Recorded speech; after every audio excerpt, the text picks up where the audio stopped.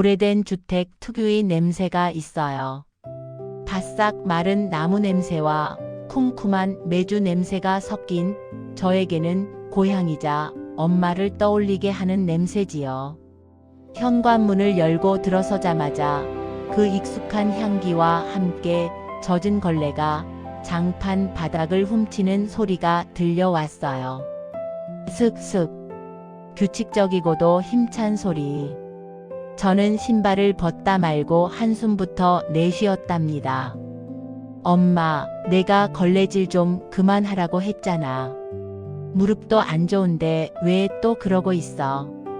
제 목소리에 거실 한복판 엎드려 있던 작은 등이 잠시 멈칫하더군요. 하지만 이내 아무 일도 없었다는 듯 다시 팔을 휘저으셨어요. 칠순이 넘은 나이에도 굽히지 않는 저 고지. 우리 엄마, 김옥자 여사님의 일상은 언제나 바닥을 닦는 것으로 시작해서 바닥을 닦는 것으로 끝이 난답니다. 엄마의 무릎은 이미 연골이 거의 닳아 없어졌다는 진단을 받은 지 오래예요. 의사 선생님이 제발 쪼그려 앉지 말라고, 침대 생활하고 의자 생활하라고 신신당부를 했었죠. 하지만 평생을 온돌방에서 지지고 볶으며 살아온 옥자 씨에게 그건 남의 나라 이야기나 다름없었어요. 엄마에게 청소란 단순히 먼지를 없애는 행위가 아니었거든요.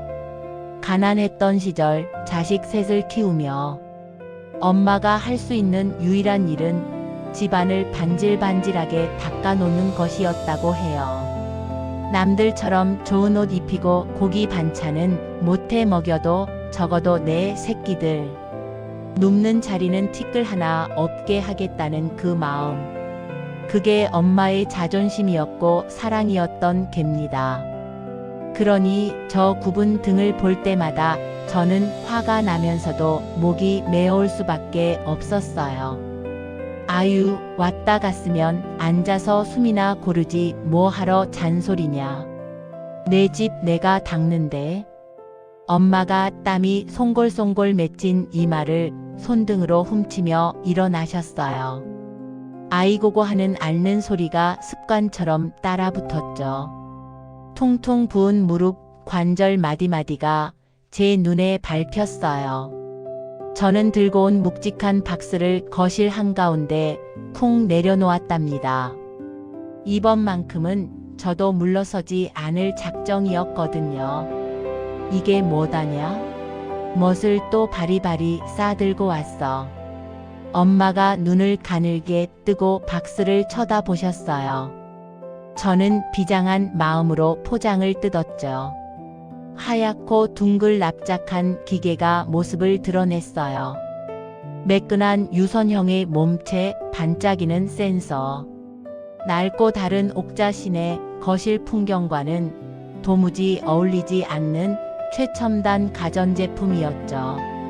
로봇 청소기야. 이제 엄마 대신 얘가 청소 다 해줄 거야. 그러니까 제발 걸레 좀 놓으라고. 제 말에 엄마는 기가 차다는 듯 코웃음을 치셨어요. 로봇? 그 텔레비전에서나 나오는 깡통 로봇 말이냐? 저 밥통 뚜껑같이 생긴 것이 퍽이나 청소를 하겄다. 야야, 돈 지랄도 정도껏 해라. 일단 한번 봐봐. 내가 보여줄게. 저는 엄마의 타박을 뒤로하고 충전기 코드를 꼽고 전원 버튼을 눌렀어요. 띠리링 마이너스 하는 경쾌한 기계음과 함께 청소기가 작동을 시작했죠. 윙 하는 모터 소리를 내며 기계가 스스로 움직이기 시작하자 엄마의 눈이 휘둥그레지더군요. 청소기는 거실 장판 위를 미끄러지듯 나아갔어요. 식탁 다리를 요리조리 피하고 벽에 닿을 듯 말 듯 멈춰 섰다가 방향을 틀었죠. 엄마는 마치 못 볼 꼴이라도 본 사람처럼 소파 위로 후다닥 발을 올리시더라고요. 엄마야, 저거 지 혼자 돌아댕기는 꼬라지 좀 보소. 야, 지수야. 저거 귀신 들린 거 아니냐? 귀신은 무슨 귀신이야? 센서가 달려서 알아서 피해 다니는 거야. 먼지도 빨아들이고 물걸레질도 다 돼. 세상이 어느 땐데 아직도 손걸레질을 해. 엄마는 소파 등받이를 꽉 움켜쥔 채 거실을 활보하는 그 하얀 기계에서 눈을 떼지 못하셨어요. 경계심 가득한 눈빛이었죠. 마치 낯선 짐승이 자신의 영역을 침범했다고 느끼시는 것 같았어요. 시끄럽다. 윙윙거리는 소리가 아주 꼴이 다 울리네.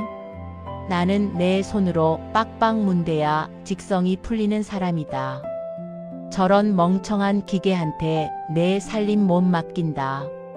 엄마는 여전히 완강하셨어요. 하지만 저는 알아요. 엄마가 밤마다 끙끙 앓으며 파스를 붙이신다는 걸요. 당신의 고집을 꺾을 수 있는 건 자식의 끈질긴 권유뿐이라는 것도요. 엄마, 이거 비싼 거야. 100만 원도 넘게 줬어.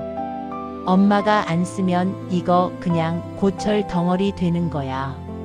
버리든가 말든가 엄마 맘대로 해. 일부러 가격을 부풀려 말하고 짐짓 화난 척 돌아 앉았어요. 돈 이야기와 아깝다는 말에 약한 옥자 씨의 약점을 파고든 거죠. 그제야 엄마는 슬그머니 소파에서 내려와 기계 주위를 맴도시더군요. 발끝으로 톡톡 건드려 보기도 하고 쭈그리고 앉아 그 녀석이 움직이는 걸 빤히 쳐다보기도 하셨어요. 100만 원? 이 조그만 것이? 아이고, 내가 못 살아. 네가 돈을 아주 물 쓰듯 하는구나. 타박은 계속되었지만 엄마의 시선은 묘하게 기계의 움직임을 쫓고 있었어요. 현관턱 앞에서 아슬아슬하게 멈춰 서서 뒤로 도는 모습을 보시곤 오메 용하네 하고 작게 감탄사도 내뱉으셨죠. 저는 그날 저녁 청소기 사용법을 몇 번이고 반복해서 알려드렸어요. 버튼은 딱 하나만 누르면 된다고, 먼지통은 어떻게 비우는지, 충전기는 어디에 둬야 하는지. 엄마는 건성으로 듣는 척 하시면서도 제가 설명할 때마다 고개를 끄덕이셨답니다. 알았다, 알았어. 귀찮겠으리. 네가 가고 나면 보자기에 싸서 창고에 넣어둘란다. 말은 그렇게 하셨지만 저는 엄마가 이 녀석을 쫓아내지 못할 거란 걸 알았어요. 옥자 씨는 정이 많은 사람이니까요. 설령 그게 차가운 기계 덩어리라 할지라도 자식이 주고 간 마음을 함부로 대하지 못하실 분이거든요. 하지만 그때는 정말 몰랐답니다. 이 밥통 뚜껑 같던 기계가 단순한 가전제품을 넘어 옥자 씨의 적적한 노년을 채워줄 특별한 존재가 될 줄은요. 엄마와 이 녀석의 기묘하고도 따뜻한 동거는 그렇게 낯선 경계심과 함께 시작되고 있었어요. 서울로 올라오는 기차 안, 차창 밖으로 스쳐 지나가는 풍경을 보며 저는 문득 엄마의 굽은 등과 윙윙거리며 돌아다니던 그 하얀 기계를 떠올렸어요. 과연 엄마는 그 녀석과 친구가 될 수 있을까요? 아니, 적어도 그 녀석을 발로 차지만 않으셨으면 좋겠는데 말이죠. 걱정과 기대가 섞인 마음으로 휴대폰을 만지작거리며 저는 엄마에게 문자를 보냈답니다. 엄마, 걔 이름이라도 하나 지어줘. 그래야 말 잘 듣지. 답장은 오지 않았어요. 아마 돋보기를 찾기 귀찮으셨거나 그 녀석을 피해 다니느라 바쁘셨겠죠. 하지만 저는 왠지 모르게 웃음이 났답니다. 옥자 씨네 거실에 일어날 작은 변화가 벌써부터 눈에 선하게 그려지는 것 같았거든요. 서울로 돌아온 뒤 며칠 동안은 회사 일에 치여 정신없이 보냈어요. 하지만 문득문득 옥자 시내 거실을 활보하고 있을 하얀 기계가 떠오르곤 했죠. 엄마가 잘 쓰고 계실까? 혹시나 코드를 뽑아버리진 않았을까? 걱정 반 기대 반으로 전화기만 만지작거렸답니다. 퇴근길 분비는 지하철 안에서 드디어 엄마에게 전화를 걸었어요. 신호음이 길게 이어지다 툭 하고 끊기는가 싶더니 엄마의 목소리가 들려왔죠. 그런데 목소리가 영 좋지 않았어요. 잔뜩 잠겨 있기도 하고 뭔가 심통이 난 듯한 말투였거든요. 엄마, 나야. 저녁은 드셨어? 기계는 잘 돌아가고? 제 밝은 목소리가 무색하게 수화기 너머에서 깊은 한숨 소리가 푹 하고 터져 나왔어요. 야야, 말도 마라. 내가 그놈의 밥통 뚜껑 때문에 제명에 못 살지 싶다. 아주 애물단지도 상전도 이런 상전이 없어. 가슴이 철렁 내려앉았죠. 아니나 다를까 엄마는 기다렸다는 듯 하소연을 쏟아내기 시작하셨어요. 어제는 내가 자다가 목이 말라서 물을 마시러 나갔잖냐. 거실 불을 안 켜고 더듬더듬 나가는데 발끝에 뭐가 턱하니 걸리는겨. 놀라서 자빠질 뻔했지 뭐냐. 불 켜고 보니까 그 허연 것이 문지방 앞에 떡 버티고 서서 나를 올려다보고 있더라니까. 상상이 갔어요.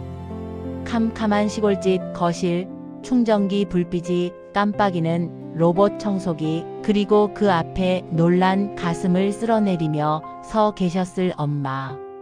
엄마, 그거 충전 중이라서 불 들어온 거야. 그리고 문지방 앞에 둔 게 아니라 거기가 충전기 자리잖아. 아니요. 낮에는 저 구석에 있더니 밤만 되면 스멀스멀 기어 나와서 내 가는 길을 막는다니요. 그 불빛도 그래. 퍼런 불이 껌벅껌벅 하는 게 꼭 도깨비 눈깔 같아서 무서워 죽겠어. 내가 그놈 감시하느라 잠을 통 못 잤다. 엄마에게 로봇 청소기는 편리한 가전제품이 아니라 밤마다 주인을 노려보는 낯선 침입자였던 거예요.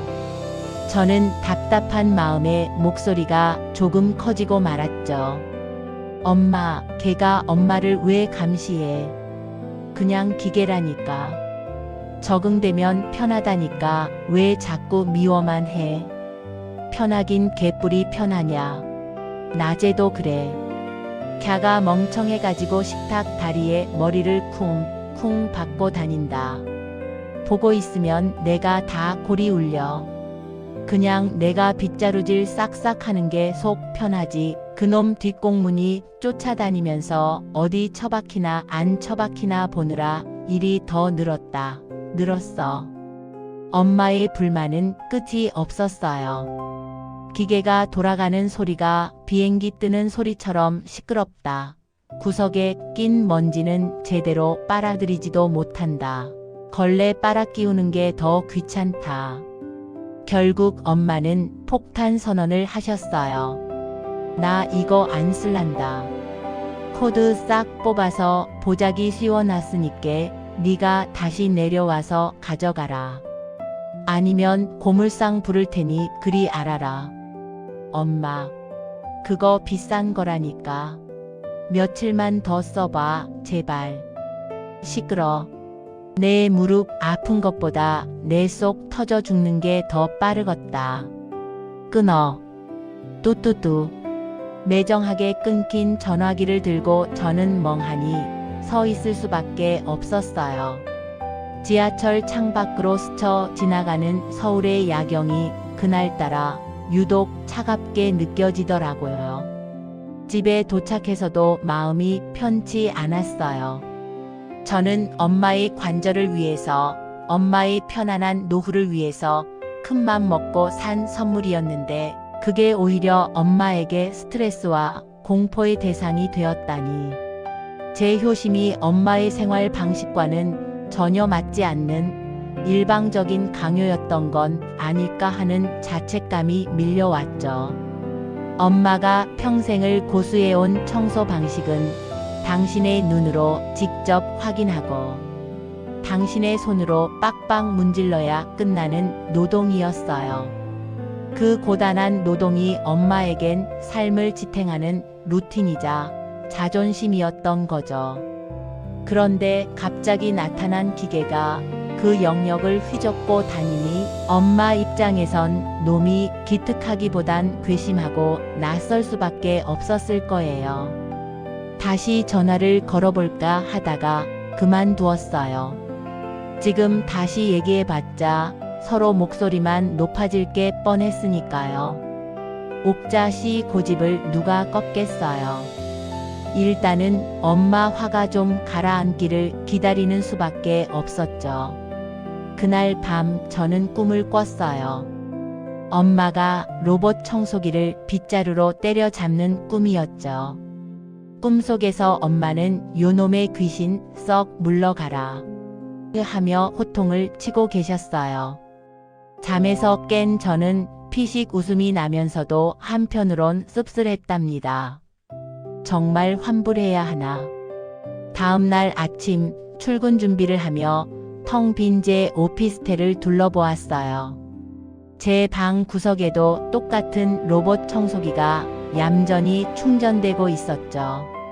저 녀석은 저에게 자유를 주는 고마운 존재인데 왜 엄마에게는 공포의 대상이 되었을까요? 문명의 이기라는 것도 결국 받아들이는 사람의 마음이 열려야 비로소 제 몫을 하는 건가 봐요. 저는 며칠간 엄마에게 청소기 이야기를 꺼내지 않기로 했어요.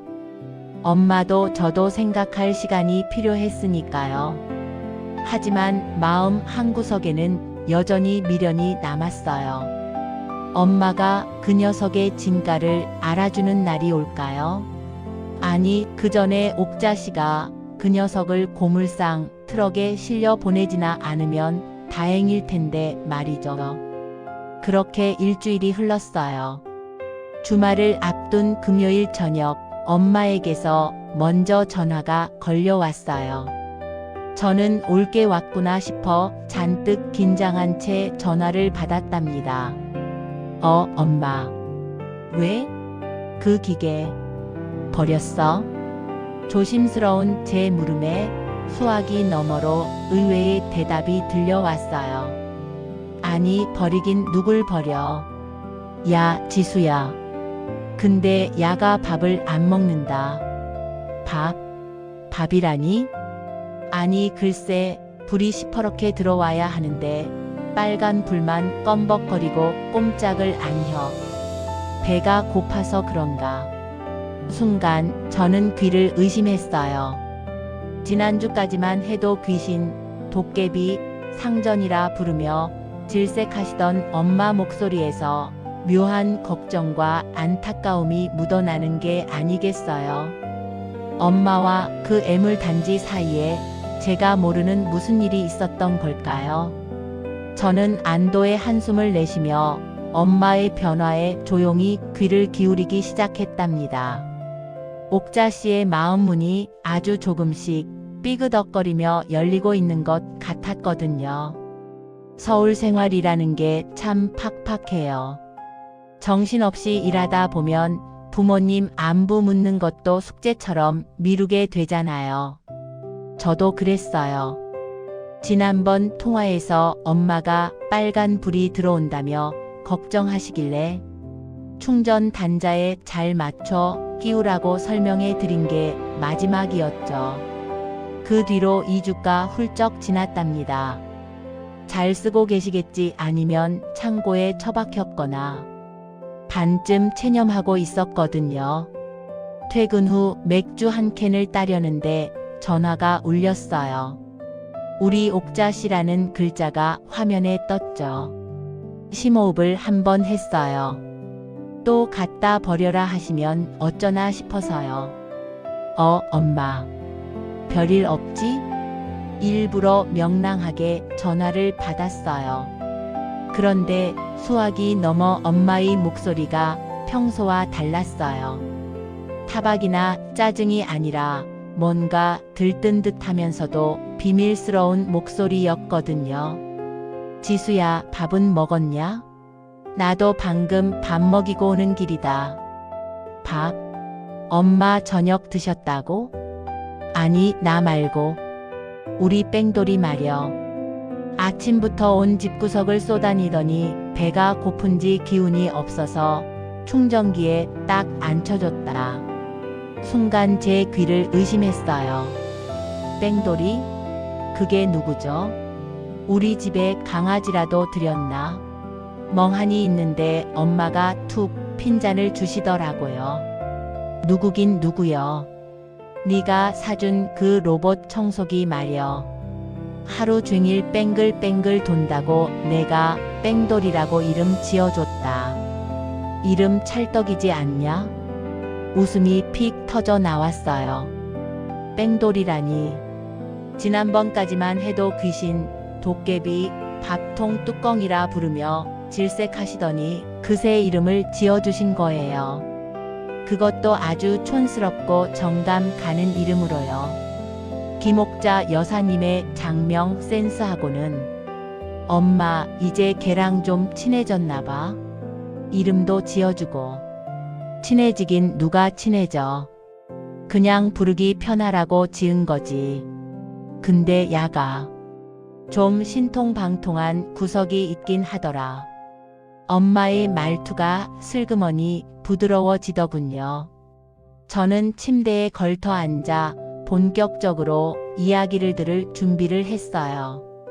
엄마의 신통방통 포인트가 뭔지 너무 궁금했거든요.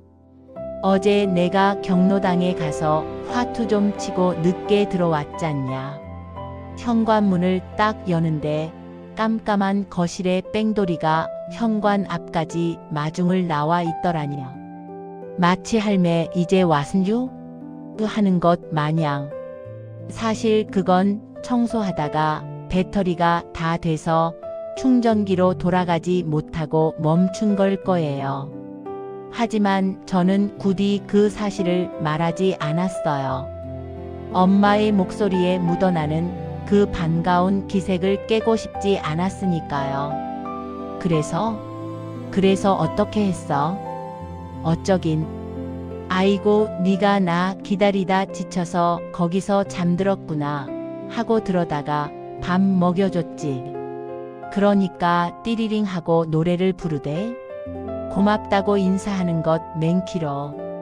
엄마의 상상력이 더해지자 차가운 기계음은 감사의 노래가 되고 배터리 방전은 주인을 기다린 충심이 되었어요. 가슴 한구석이 찌르르해지더라고요. 전화를 끊고 나서도 한참 동안 잠이 오지 않았어요. 곰곰이 생각해봤죠. 엄마는 왜 그토록 싫어하던 기계에게 이름을 붙여주셨을까요? 이름을 부른다는 건 의미를 부여한다는 거잖아요. 김춘수 시인의 시처럼요. 엄마에게 그 기계는 더 이상 바닥을 기어 다니는 쇳덩어리가 아니었어요.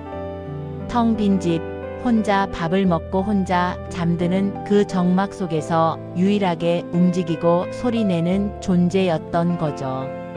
자식들은 다 서울로 타지로 떠나고 1년에 고작 몇 번 얼굴 비추는 게 전부인데 저 녀석은 매일 엄마 발밑을 맴돌며 윙윙거리잖아요. 엄마는 그 소음마저 그리우셨던 건 아닐까요? 시끄럽다던 그 불평은 어쩌면 인기척이 느껴져서 좋다는 말의 다른 표현이었을지도 몰라요. 그날 밤 저는 엄마가 뺑돌이와 대화하는 상상을 해봤어요. 저기 식탁 밑에 먼지 남았다. 오늘은 날이 꾸준히 거실만 돌자 하며 혼잣말을 건네실 엄마의 모습. 웃음이 나면서도 코끝이 시큰해졌어요. 며칠 뒤 주말을 맞아 본가에 내려가기로 결심했어요. 반찬 핑계를 댔지만 사실은 엄마와 뺑돌이의 동거 현장을 직접 눈으로 확인하고 싶었거든요. 대문을 열고 들어서는데 마당까지 윙윙거리는 모터 소리가 들렸어요. 현관문을 조심스럽게 열었죠. 거실 한복판, 엄마가 소파에 앉아 텔레비전을 보고 계셨고 그 발치에서 하얀 로봇 청소기가 열심히 돌아가고 있었어요. 그런데 뭔가 이상했어요. 제가 사들인 그 깔끔한 기계가 아니었어요. 뭔가 알록달록한 것이 덮여 있었거든요. 가까이 다가가려는데 엄마가 청소기를 향해 손짓하며 말씀하시는 소리가 들렸어요. 뺑돌아, 좀만 참아라. 우리 딸년 오면 시끄럽다고 할 텐데 네가 눈치껏 구석에 가 있어. 알았지? 순간 저는 신발을 벗다 말고 그 자리에 얼어붙고 말았답니다. 엄마의 목소리가 저에게 하던 것보다 훨씬 다정했거든요. 게다가 기계에게 눈치를 챙기라니요. 이건 단순한 적응기가 아니었어요. 제가 없는 사이 이 집에는 저도 모르는 새로운 서열과 관계가 형성되고 있었던 거예요. 엄마의 외로움이 만들어낸 조금은 우스꽝스럽고 몹시도 짠한 그 관계 말이에요. 저는 짐짓 모른 척하며 큰 소리로 엄마를 불렀어요. 엄마, 나 왔어. 엄마가 화들짝 놀라며 소파에서 일어나셨어요. 그런데 엄마의 시선이 저를 향하기 전에 바닥에 있는 뺑돌이를 먼저 쓱 후으시더라고요. 마치 감추고 싶은 비밀이라도 들킨 사람처럼요. 거실로 들어선 저는 뺑돌이의 모습을 정면으로 마주하고 말았어요. 그리고 깨달았죠. 이 이야기가 제가 생각했던 것보다 훨씬 더 심오하고 충격적인 방향으로 흘러가고 있다는 것을요. 단순히 이름을 붙여준 게 다가 아니었어요. 엄마의 사랑은, 아니 옥자씨의 집착은 이제 막 시작된 거였으니까요. 저는 꿀꺽 침을 삼키며 그 기상천외한 녀석의 몰골을 들여다보았답니다. 과연 엄마는 저 기계에게 무슨 짓을 하신 걸까요? 거실 한복판에 멈춰 선 저는 입을 다물지 못했어요. 제 눈앞에서 윙윙거리며 돌아가는 저 기계 덩어리, 아니 뺑돌이의 몰골이 가히 충격적이었거든요. 하얗고 매끈했던 최신형 로봇 청소기의 자태는 온데간데 없었어요. 녀석의 등짝에는 텔레비전 위에나 덮어두던 하얀 레이스 덮개가 곱게 씌워져 있었죠. 그것도 펄럭거리지 않게 투명 테이프로 야무지게 고정해 놓으셨더라고요. 마치 새 색시 면사포라도 쓴 것처럼요. 하지만 그건 애교였어요. 진짜 문제는 그 아래였죠. 청소기 몸통 둘레에 웬 분홍색 헝겊이 칭칭 감겨 있는 게 아니겠어요? 자세히 보니 그건 엄마가 겨울에 즐겨 입으시는 무릎 다 늘어난 기모 내복을 자른 거였어요. 엄마, 도대체 이게 뭐야? 제 목소리가 가늘게 떨렸어요. 엄마는 제 눈을 피하며 헛기침만 하셨죠. 뭐긴 뭐여. 옷이지. 헐벗고 다니는 게 안쓰러워서 입혔다. 옷? 엄마, 이거 기계야. 여기 센서 가리면 고장 난다고 했잖아. 그리고 이 모터 열 배출구 막으면 불나, 불. 저는 기겁을 하며 뺑돌이에게 달려들었어요. 녀석을 낚아채서 그 거추장스러운 분홍색 내복 쪼가리를 벗기려 했죠. 찍- 하는 테이프 뜯어지는 소리가 거실의 정막을 찢었어요. 그러자 얌전하던 엄마가 불호령을 내리시며 달려오셨어요. 놔라. 손대지 마라. 엄마가 제 손등을 찰싹 소리나게 때리셨어요. 생각보다 매운 손맛에 놀라 쳐다보니 엄마 얼굴이 잔뜩 붉어져 계시더라고요. 엄마, 왜 그래 진짜. 이거 비싼 기계라니요. 고장 나면 엄마가 물어낼 거야.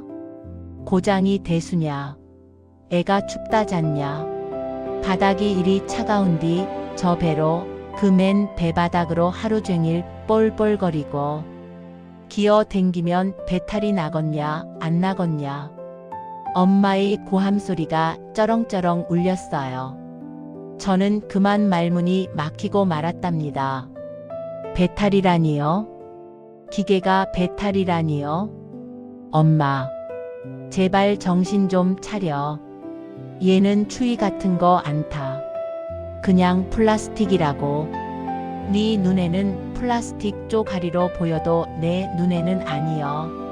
니들 다 서울 가고 영감도 가고 이 널찍한 집에 숨쉬고 움직이는 거라고는 나랑 요놈 딱 둘뿐이다. 내가 추우면 야도 춥고 내가 외로우면 야도 외로운 거여. 엄마는 씩씩거라며 뺑돌이를 뺏어 들고 품에 꼭 안으셨어요. 윙 마이너스 하던 모터 소리가 엄마 품속에서 웅웅거리며 잦아들었죠. 마치 겁먹은 강아지가 주인 품에 파고드는 것처럼 보였어요. 그 순간 저는 엄마의 낡은 내복 바지를 봤어요. 무릎이 잔뜩 늘어나고 보풀이인 그 내복. 당신 입을 거 아껴서 기계 덩어리에 배띠를 만들어 입히신 그 마음이 비수처럼 꽂히더라고요. 엄마가 뺑돌이를 바닥에 다시 내려놓으시며 투덜거렸어요. 너는 1년에 몇 번 오지도 않으면서 올 때마다 잔소리냐. 냅둬라. 내 식대로 살란다. 엄마는 돌아앉아 뺑돌이의 삐뚤어진 레이스를 매만지셨어요. 저는 할 말을 잃고 멍하니 서 있다가 충전기가 놓인 구석 자리로 시선을 돌렸죠. 그리고 거기서 결국 무너지고 말았어요. 충전기 바로 옆 작은 간장 종지가 하나 놓여 있었거든요. 그 안에는 물이 찰랑거리고 있었고 그 옆에는 마른 멸치 대가리 2개가 얌전히 놓여 있었어요. 엄마, 저건 또 뭐야? 제 물음에 엄마는 쳐다보지도 않고 툭 내뱉으셨어요. 일하고 왔으면 밥을 먹어야지. 전기만 먹고 어찌 사냐. 멸치가 칼슘이니께 뼈 튼튼해지라고 줬다. 그래야 식탁 다리에 머리를 쳐박아도 안 부서지지.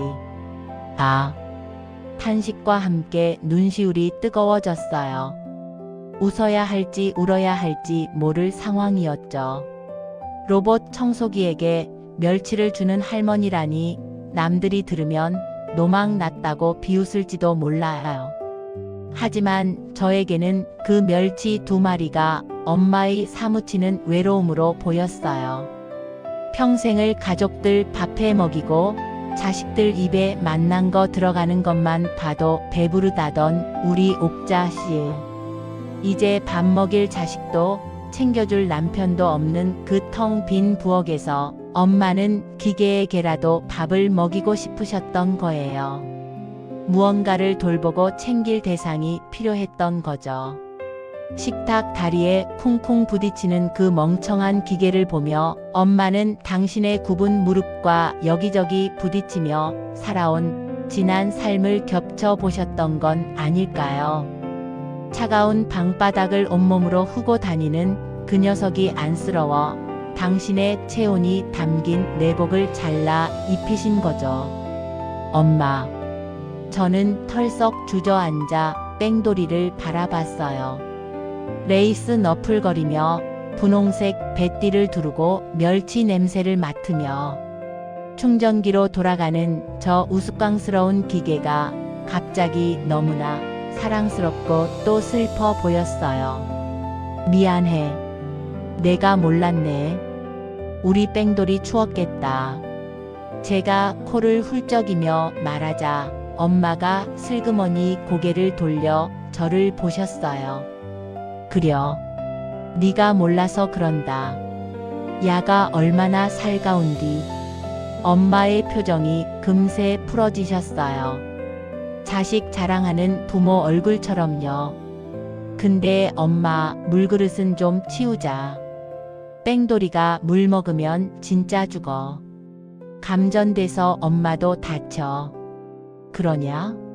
물은 안 되냐? 응, 멸치는 괜찮아. 멸치는 많이 줘. 저는 기어서 충전기로 들어가는 뺑돌이의 엉덩이를 쓰다듬어 주었어요. 윙 마이너스 소리가 마치 고마워요, 누나 하는 것 같았죠. 거실 창문으로 들어오는 노을빛이 엄마와 저, 그리고 뺑돌이를 따뜻하게 감싸고 있었어요. 기계가 가족이 될 수 있을까요? 저는 될 수 있다고 믿게 되었어요. 적어도 우리 옥자 씨네 집에서는요. 이 투박하고 못생긴 뺑돌이가 1년에 2번 오는 딸년보다 훨씬 더 효자라는 사실을 인정할 수밖에 없었답니다. 하지만 엄마, 뺑돌이 배띠는 좀 더 예쁜 걸로 바꿔주면 안 될까? 분홍색 내복은 너무 하잖아. 서울로 돌아오는 고속도로 위 차창 밖으로 붉은 노을이 길게 늘어지고 있었어요. 백미러로 힐끔 본 뒷좌석에는 엄마가 싸주신 반찬통이며 직접 짠 참기름병이 신문지에 꽁꽁 쌓인 채 얌전히 놓여 있었죠. 그 투박한 꾸러미들을 보고 있자니 아까 거실에서 본 뺑돌이의 모습이 자꾸만 겹쳐 떠오르는 거예요. 분홍색 내복을 배띠처럼 두르고 레이스 면사포를 쓴 채 멸치 냄새를 맡고 있던 그 우스꽝스럽고도 애처로운 기계 덩어리 말이에요. 처음에는 그저 웃음이 났고 그 다음엔 화가 났고 마지막엔 가슴이 저릿했었죠.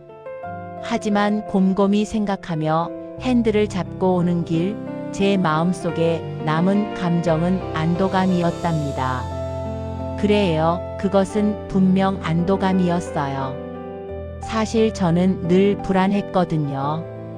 아버지가 돌아가시고 난 뒤 넓은 집에 홀로 남겨진 엄마의 밤이 얼마나 길고 적막할지 상상할 때마다 죄책감에 시달렸어요. 텔레비전 소리를 아무리 크게 틀어놔도 채워지지 않는 그 공허함을 제가 어찌 다 알겠어요. 전화 통화로 괜찮다, 잘 지낸다 하시는 말씀이 거짓말인 줄 알면서도 바쁘다는 핑계로 모른 척 넘어가곤 했으니까요. 그런데 엄마는 당신만의 방식으로 그 외로움을 이겨내고 계셨던 거예요. 차가운 플라스틱 덩어리에 이름을 붙이고 옷을 입히고 밥을 챙겨주면서 말이죠. 세상 사람들은 그것을 기계에 대한 무지라고 비웃을지 모르지만 저는 그것이 엄마가 평생을 지켜온 사랑의 힘이라고 생각해요. 생명이 없는 것조차 생명이 있는 것으로 바꿔버리는 옥자 씨만의 그 따뜻하고 끈질긴 능력 말이에요. 생각해보면 엄마의 사랑은 늘 그랬어요. 다 죽어가던 화초도 엄마 손만 닿으면 다시 꽃을 피웠고 길가에 버려진 강아지도 엄마 품에선 윤기 흐르는 가족이 되었죠. 그러니 로봇 청소기라고 예외일 수 있었겠어요? 엄마에게 뺑돌이는 청소를 대신해주는 가전제품이 아니라 당신의 보살핌을 필요로 하는 막내 아들이자 말없이 곁을 지켜주는 든든한 친구가 되어버린 거죠. 지수야, 운전 조심하고 밥 굶지 말고. 헤어질 때 엄마가 제 손을 꼭 잡으며 하셨던 말씀이 귓가에 맴도네요. 평생 자식들 밥 걱정, 추위 걱정만 하며 살아오신 분. 이제 그 걱정의 대상이 자식들에서 저 작은 기계로 조금 옮겨갔을 뿐 그 마음의 본질은 변하지 않았어요. 저는 휴게소에 잠시 차를 세우고 휴대폰을 꺼냈어요. 그리고 인터넷 쇼핑몰을 뒤적거리기 시작했답니다. 로봇 청소기 전용 스티커를 찾았거든요. 기왕이면 귀여운 강아지 눈, 코, 입이 그려진 걸로요. 그리고 엄마가 억지로 입혀놓은 그 촌스러운 분홍색 내복 대신 진짜 뺑돌이에게 딱 맞는 예쁜 보호 필름도 하나 장바구니에 담았어요. 그리고 메모장에 적어두었죠. 다음 방문 때는 고등어 자반 사가기. 뺑돌이가 멸치를 먹었으니 저는 더 크고 맛있는 고등어를 사서 엄마 밥상에 올려드려야 공평하잖아요. 엄마가 뺑돌이에게 쏟는 정성만큼 저도 엄마에게 더 자주, 더 따뜻하게 다가가야겠다는 다짐을 하면서 말이죠. 집에 도착해 현관문을 열자 제 방 구석에 있는 로봇 청소기가 보였어요. 여느 때처럼 차갑고 매끈한 모습으로 충전기 위에 앉아 있었죠. 예전 같으면 무심코 지나쳤을 텐데 오늘은 왠지 녀석 앞에 쭈그리고 앉게 되더라고요. 너도 외롭니다? 손가락으로 녀석의 매끄러운 등을 톡 쳐보았어요. 대답은 없었지만 깜빡이는 충전 표시등이 마치 윙크를 하는 것 같았죠.